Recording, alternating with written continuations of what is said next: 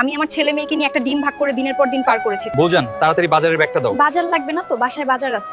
কেমন কথা বলছো? কাল রাতে তোমার বোন ফোন দিছিল না, দুলাভাইকে নিয়ে আসছে, দুপুরে আমাদের বাসায় ভাত খাবে। কোনো সমস্যা নেই, বাসায় যা বাজার আছে তা দিয়ে আমি সুন্দর মতো চালিয়ে নিতে পারবো।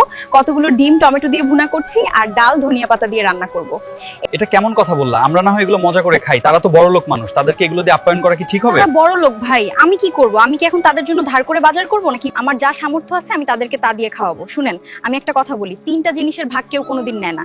এক হইছে বিপদ, দুই হইছে অভাব, তিন হইছে ঋণ। আপনি যখন বিপদে পড়েছিলেন, অভাবে পড়েছিলেন, তখন কেউ পাশে দাঁড়ায় নাই। শুনেন, আমি আমার ছেলে মেয়েকে নিয়ে একটা ডিম ভাগ করে দিনের পর দিন পার করেছি, তখন বিপদের সময় কাউকেই পাশে পাইনি। তখন আমরা লোন পরিশোধ করতে পারতাম না, খুব কঠিন সময় পার করেছি। তখন এই বোনের কাছেও গিয়েছিলাম, আশায় ছিলাম কোনো সাহায্য করবে নাকি। তখন সে আমাকে কি বলেছিল জানেন? তুই লোন নিবি, তুই কেমনে পরিশোধ করবি?